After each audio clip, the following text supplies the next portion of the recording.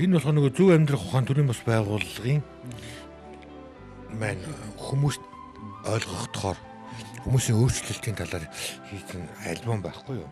Энэ ингээд нөгөө манай ингээд яг үүдээр орж ирээд тэгээ манай гэрүүд байж байгаа байрлал нь тэгээ энэ манай гэр бүл нэг хэсэг тэгээ энэ нөгөө хамт олноороо байгаа хэсэг нь өөрчлөгдсөн хүмүүсийн хамт олноороо байгаа хэсэг зураг.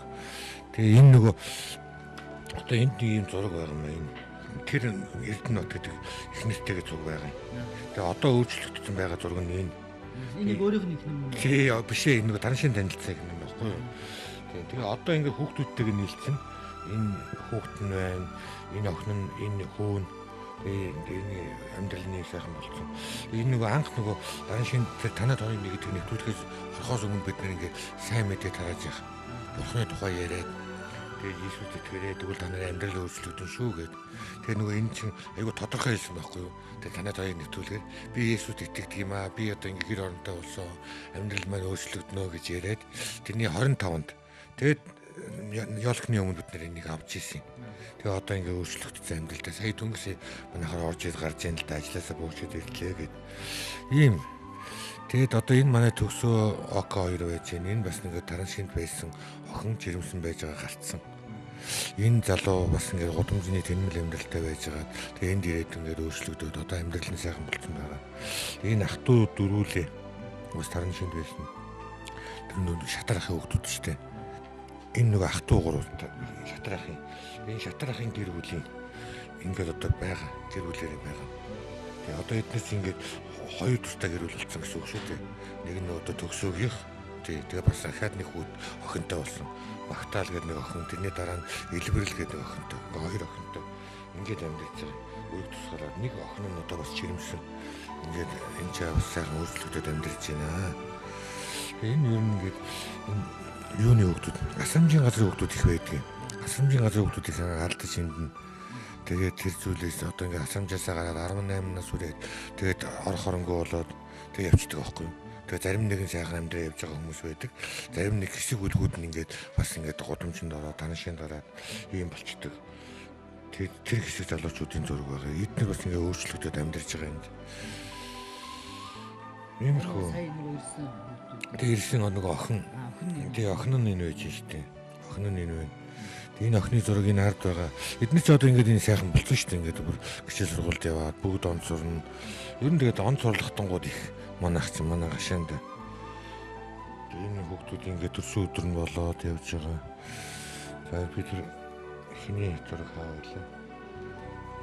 Энд чинь одоо хин гэж байна. Нөгөө самбуу түрүү ярьсан шүү дээ. Гараа гэрцэн эсгсэн гэдээсэн те. Тэр мэн одоо ингээд одоо цагаан сар болоод гэртээ байж байгаа зураг нь байхгүй. Тийм самбуугийн тараншинд байх үеийн зураг юм. Тараншинд хэвтэж байгаа үеийн зураг. За энэ Эрдэнэгийн анх ирж ирсэн үеийн да. Тэгээд одоо тэр нөгөө Эрдэнэ гэж ярьлаа шүү дээ. Танад оны нэвтрүүлгээ. Тэр эднийг биднээс ингээд эренгүүд нь үсийг авна. Тэгээд нөгөө бөөс урснаас нь салгана. Тиймэрхүү маягтай ажил байнга өргөл тэг эхлээл явагддаг. За зөв амьдрах ухаан төрийн бас байгууллагын одоо энд мужаанаар түрүүн одоо бид нар яриа авсан эдрэгийн амьдрдаг одоо яг гэрт нь орж ирээд байна. Энд чинь одоо 9 гэр байдаг үлээ тийм. 10 гэр ба. 10 гэрийн одоо энэ эдрэгийн гэрт орж ирээд байна. Эдрээ энэ гэртээ хэн гэнтэй амьдардаг үлээ. Ахтайгаа амьдх мэхлах. За мэхлахтай ингээ хоёулаа энэ гэртээ амьдардаг гэж байна. Тэгээд ер нь энэ гэрээ бас гэр орноо яаж сайхан бүтээн босгоо те тэр талаараа нэг ярих. Тийм шүү дээ. Одоо нэг жил 5 сарын өмнө ирж яхалт хоосон л гэрт орж ирсэн нэг л эргээл харахад л одоо юм юмтай болсон айл болсон ингээл гоёл болцсон байна. Тэгэл ер нь урд нь бол ах ээж тий бүх хүмүүс амьдрахын төлөө явуулах гал юм авч өгдөг тий орон байраач авч өгдөг. Тэрийг нэг үнцэн төрөхгүйгээр аваачаал устгаад архиугаал архуугаал хайчдаг.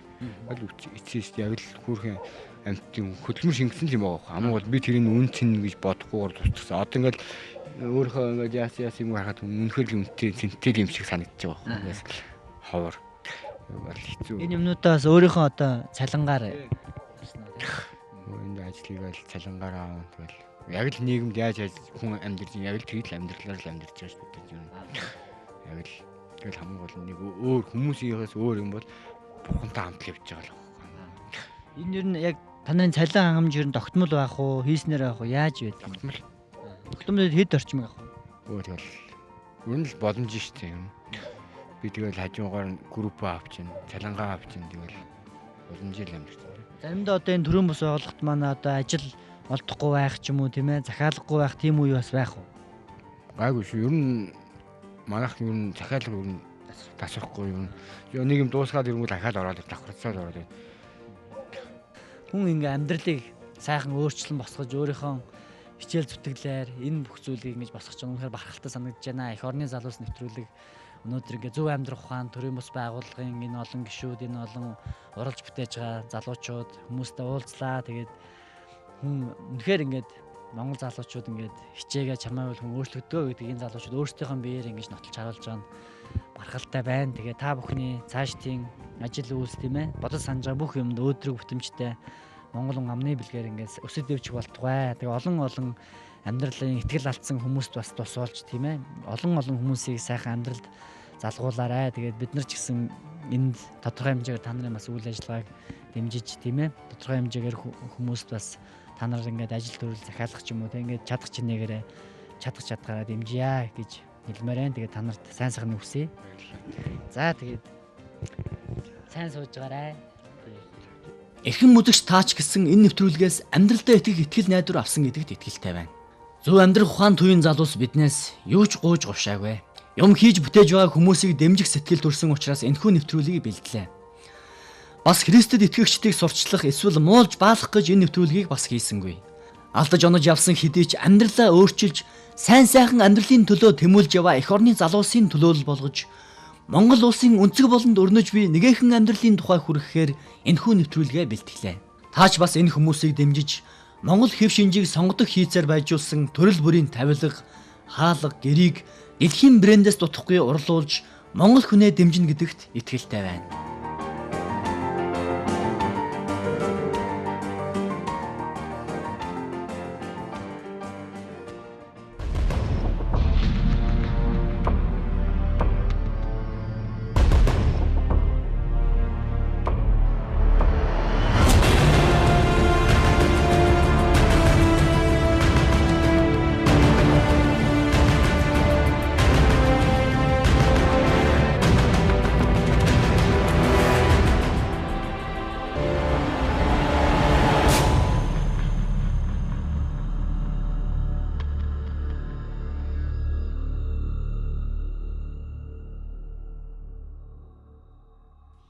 За эх орны залуу цаана явна нэвтрүүлгийн залуу цаана явна болоо эхэлж байна. Энэ удаагийн дугаараар Монголын үндэсний үзлийн төлөөлөл болсон Өх Монгол болон Цаангас бүлгийн залуучуудтай уулзаад ер нь үндэсний үзэл болон үндэсний үзэлтнүүд гэж хий юм бэ гэдэг талаар тодруулах гад залуучуудтай уулзаад байна. Тэгээд та бүхэн өөрийгөө танилцуулахгүй юу?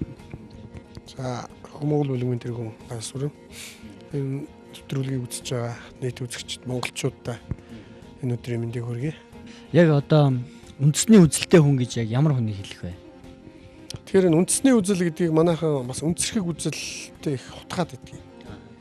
Тэр үндэсний үзэл гэдгийг зүгээр одоо томьёолоод энгийнээр хэлэх юм бол би түрүү хэлсэн үндэстэн гэж байна. Тэгэхээр үндэстэн гэдэг маань хэн бэ гэж орж ирж байгаа. Тэгэхээр үндэстэн гэдгийг тайлбарлахад бол одоо бусад үндэстнүүдээс тийм ээ үндэстэн яснуудаас ялгарах өөрийн гэсэн онцлогтой тийм ээ өөрийн гэсэн хэл соёлтой, түүх уламжлалтай, антропологийн хувьд ч гэсэн тийм ээ биеийн зохио бүтц юу нь бас өөрийн гэсэн онцлогтой, тэрийгээ дагсан бас ёс заншилтай. За ингээд нэг юм чинь үндэстэн болчихж байна. Тэгэхээр энэ үндэстэн оршин тогтох гэдэг ихлэхээр нэг газар нутагтаа ялангуяа он удаан жил тэндээ амьдэрсэн. Тэрнийхээ байгаль цаг уур тийм ээ нөхцөл байдал зөгцсөн. Жишээ Монгол ихт бөөгийн уламжлалтай гэдэг шиг тийм ээ ийм өөрийн гэсэн бүр шашин шүтлэг бүх юм бүрэлдсэн ийм өөрийн гэсэн газар нутагтай тэнд он удаан жил амьдарч ирсэн бус үндэстнээс ялгарх онцлогтой ийм хүмүүсийг үндэстэн гэж байна. Үндэсний үзэл гэхээр одоо энэ үндэстэн байгаа юм чинь энийг цааш одоо устгачихгүй байлгах тийм ээ түүх соёл ёс заншлаа энэ чигээр нь хадгалж үлдэх. Мөн бусад үндэстэнтэй харилцан зэрэгцэн оршиж хамтраг хөгжих. Тэрнээс одоо үндэсрэг гэчихээр хит одоо Монгол үндэстэн бусдын дээгүүр тавих тийм ээ. Одоо нөгөө гитлерч нацизмаар эхлээд фашизм болсон шүү дээ. Яг энэ чинь нөгөө дэврээд эхлэхээр үндэсгээ үзүүлчихдэг. А үндэсний үзэлтэнгүүд гэхээр үндэсгтээ холддог гэдэг маань тийм утгатай байхгүй юу? Ерөөсөө бусад үндэстэнтэй харилцсан гэхдээ хинээс ч хараат бас. А бид улс үндэстэн өөрийн тусгаар улс дээрээ өөрийнхөө үндэстнийг цаашд олон зуун жил оршин тогтноосоо л гэж хүсдэг. Тэрнээс бид очоод Бээжинг эзлээд авах юм уу? Москва шитачи гэж ярьдгүү. А гэтэл манай энэ тусгаар улс үндэстэн байгаад энэ олон мянган жил тийм Монгол ялангуяа Монголын төрөл хэдэн мянгаар тоологдох. Ийм өөрийн гэсэн түүх боломжтой. Төртөө байсан. Ийм арт түмний төрийн бодлогот гаднаас шууд одоо их гүрний дээрэнгүү бодлогыг болж нөлөөлөх үс хэмжээнд хүрээд эхэлсэн учраас бид итгэвчиж эхэлсэн. Тэгэхээр үндэсний үзэл гэж зөвлөдөл энэ бид хэнд ч дээрлэхгүй хэнийг ч дээрлэхгүй. А бид монголоороо л өгчийг хүсэж байна. Тэгэхээр энийг л үндэсний үзэл гэж байгаа юм товчтой л. Одоо ер нь энэ Монгол бүлгэм байгуулагдаад ер нь саяныхаа одоо бодлого чиглэлтэй уялдсан тийм ээ. Ямар үйл ажиллагааг явуулсан бэ? За энэ бол мэдээж манай бүлгэн бол нэлээд дээр үед 90-ад оны дунд үеэс байгуулагдсан. Хийсэн бүтээсэн юм бол нэлээд бий. Энийг одоо тоочууд юу бас нэлээд их болох байх л та. За тэгэхээр та бас одоо цагаан хас гэдэг тийм бүлгийг төлөөлж байгаа тийм ээ. Та бас өөрийгөө танилцуулаад бас бүлгийнхаа зорилго хийж байгаа ажлын талаар танилцуул. За сайн байцгаана гэх үзэгчтэй.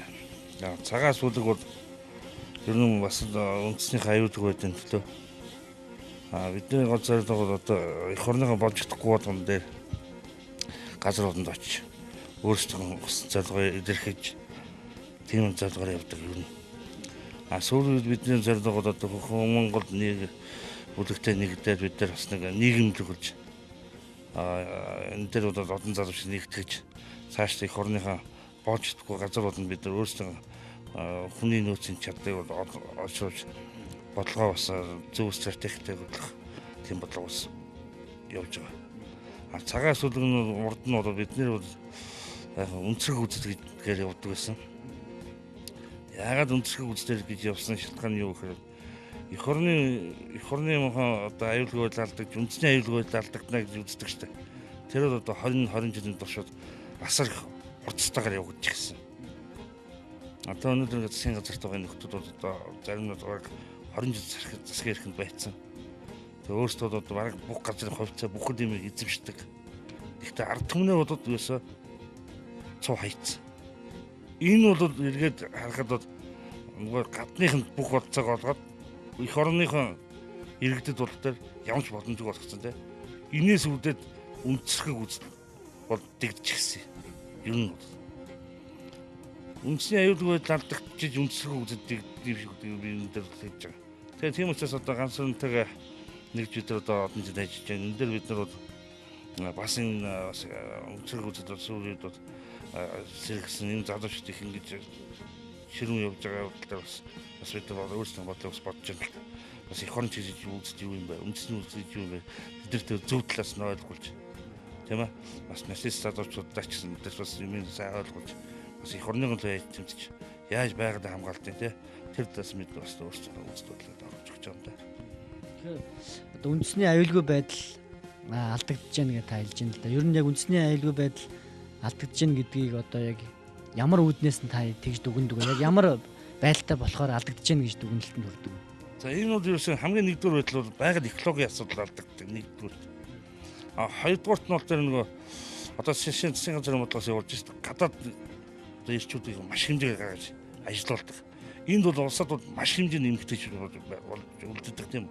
Тэнгүүд гадны иргэд Монголд секс туризмыг хөтлөх хийх гэсэн бодлого удаа дараад нь тийм.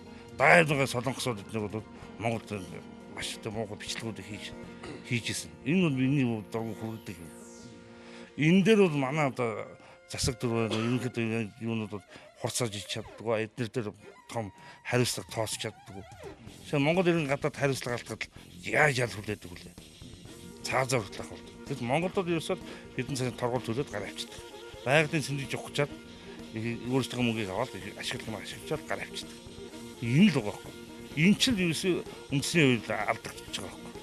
Тэгэхээр ер нь яг эх оронч хүн гэж ямар хүнийг хэлдэг вэ? За өөрөө түнс хэллээ шүү дээ. Өнөөдөр Монгол хүмүүс чинь бид өнөөдөр яах гэж сууж байгаа. Хамгийн гол. ард түмний амьдрал дээцэхтэй унж. Жишээ нь Монгол улсын хүн ам одоо нийс бараг сая хэдэн зуун хүнтэй боллоо. Бараг олон улсын түвшинд очлоо гэдэг. Манай томчууд одоо сай дарга нар мартмат төсөөлөл байгаа шүү дээ. Гэхдээ сая гаруй хүн одоо хот байж болно. Гэхдээ хотын төлөвлөлт асар сөрөг болсон. Тийм үү? Туул гол нь яаж гэр хурд нь яаж вэ? Тэгэхээр ийм хүн юм дээр бид яагаад эх оронч хүн юм бэ? Энэ болж идэхгүй бол нэг төлөө бид өөрсдийн сэтгэл зүрх хэмзэж дахин одоо 3 голынхын харийнхны бүү нэтгэл бол өвгдийнхөө тий онгодоор бүү шоглол тактиктай уулаараа бүү оролдуулдаг тий. Гэтэл энэ болгоноор бид нар оролцсоос үйлдэл бидний эмзэглэл энэ болгон дээр сэрж байгаа байхгүй. Энэ чинь ерөөсөө эх оронч үзэл. Эх орон үндэстэн байж үндэсний үзэл байдаг. Үндэстэн байж эх оронч үзэл байдаг. Энэ бол нэг л үг. Үсчээ залуучууд эх оронч байхын тулд тэр хүн яг ямар байх хэвтэй юм? За шинэ эх оронч байхын тулд яах ёстой гэж. Дор иж хүмүүс ажил хөдөлмөр хийчих ёстой. Ажил хийх ёстой. Зүгээр сууж хүнээс мөнгө авах гэж. Тийм үү? Одоо сүүлийн үед бол Монголд бол асар их баар цэнгэнүүд их болсон. Тэгээ энэ бол хэрэггүй. Шинэ бизнес өнөөдөр ингээд хүмүүсээр бизнес ажил хийж хөдөлмөр хийдэг. Яагаад? Бизнес эх орныхонд тэ алга дарам газрын төлөө газартай ажил хөдөлмөр ихтэй гэж. Энэ бол бидний бүтээн байна. Жишээлбэл үндэсний үзлэлүүдийн талаар янз бүрийн л одоо яриа байдаг л та нийгэмд эсвэл одоо юу гэдэг хятадуудыг юу гэдэг үзээ яддаг ч юм уу те эсвэл хүн амтан зодддаг гэл янз бүрийн ойлголтууд яваад идэг. Тэгэхээр ер нь одоо яг үндэсний үзлүүд гэхээр л одоо заавал тийм юу гэдэг те хятад хүний зодддаг ч юм уу заавал тийм байх хэрэгтэй юм уу эсвэл яг ямар байх хэрэгтэй юм гэдэг. Илүү нэг энийг илүү бодиттойгоор нь те нийгэмд янз бүрийн ойлголтуудыг зэгцлэх талаас нь яг ямар байд юм бэ, юу гэдэм бэ гэдгийг л жоохон илүү тодруулмаар байна л да. Ер нь манайхыг бас тэр талаас их илүү хардаг л да. Нэг хүч нийж байгууллага юм шиг тийм ээ. Нэг л их хүч хэргэлдэг хүмүүс гэж бодоод байдаг. Үгүй тэд нар миний ард түмнийг тийм ээ миний газар нутгийг хүндлээд зочин шиг байвал бид эзэн шиг л өгтөн зочлно. Тэрнээс ирээд өөрсдийнхөө газар ирсэн юм шиг та бэдэлцээ тий. Тэгээд алт туч унрын ухаад авгаа өгдөө нэргүүлээд ирчүүдийн архичин дүүлгчнэр нугуулгач нар нь дуудаад тийм хэмжээнд харьцах юм бол бид яг өөрсөндөө тэгж харьцсан. Ийм л зарчмаар бид явдаг. Тэрнээс бид энэ гаднаас ирсэн мөнгөтэй ингэж долгонж хязгаарч харьцахгүй.